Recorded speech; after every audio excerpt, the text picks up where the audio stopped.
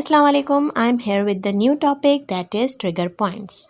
अक्सर पेशेंट्स हमारे पास clinical setups में आते हैं और वो कंप्लेन करते हैं कि हमारे सर्वाइकल में या हिप रीजन पे या बैक रीजन पे बहुत ज़्यादा पेन है, इरिटेशन हो रही है, बर्निंग पेन आ रहा है, रेफर्ड कर रहा है। तो इसकी क्या वजह होती है और ऐसी कौन सी चीज़ होती है जो उन्हें इरिटेट कर रही होती है, हम इस बारे में डिस्कस करेंगे। अक्सर पेशेंट्स के सर्वाइकल रीजन में या बैक रीजन पे या हैम्स कॉर्ड्स रीजन पे ट्रिगर्स बन जाते हैं।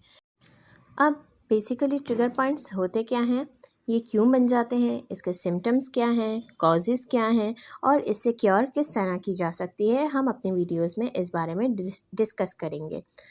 Trigger points basically nodules formation हो जाती है किसी भी मसल्स में। ठीक है, ये एरिया बहुत हाइपर इरिटेबल होता है, इरिटेट कर रहा होता है क्योंकि इसमें नोड्यूल्स बन जाते हैं और वो पर्सन को पिंचिंग या डीप एक बर्निंग पेन कॉज कर रही होती है। इसकी वजह से क्या होता है, जो ब्लड फ्लो होता है वो रिस्ट्रिक्ट होने लगता है। सिम्टम्स इसके हमें क्या क्या मिल रहे होते हैं, इसमें पेशेंट कंप्लेन कर रहा होता है प्रेसिंग पेन को, मतलब पेन ऑन टच। जब भी उस एरिया पे प्रेस करते हैं तो बहुत शदीद पेन होता है, स्टैबिंग पेन होता है, डीप पेन होता है, बर्निंग और रेफर्ड पेन होता है। रेफर्ड पेन मतलब उस एरिया में, एक एरिया में आपके नोड्यूल्स बन गए लेकिन वो रेफर्ड कर रहा है, सर्वाइकल रीजन में बन गए लेकिन हाथ में भी दर्द जा रहा है। तो इसकी वजह से क्या होता है, ये पेन कर रहा होता है पूरे हाथ के अंदर, ये रेफर्ड पेन कहलाता है।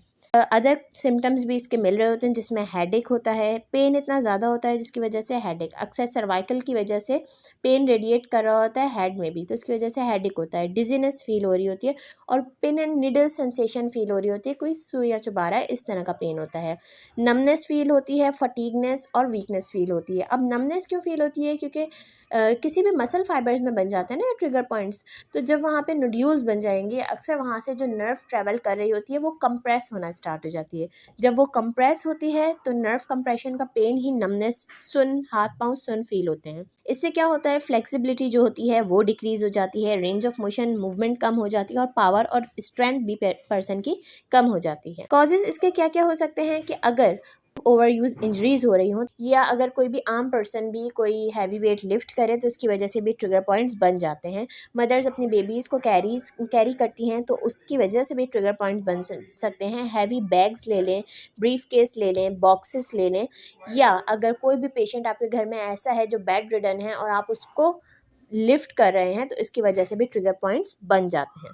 थर्ड कॉज जो हमें मिलता है वो मिलता है पुअर पोस्चर की वजह से, कि कुछ लोग कोई भी काम करते हुए वर्किंग एनवायरनमेंट में भी अपने पोस्चर का ख्याल नहीं रखते, ज़्यादा झुक के काम करते हैं, तो उसकी वजह से भी इनके ट्रिगर पॉइंट्स बन जाते हैं।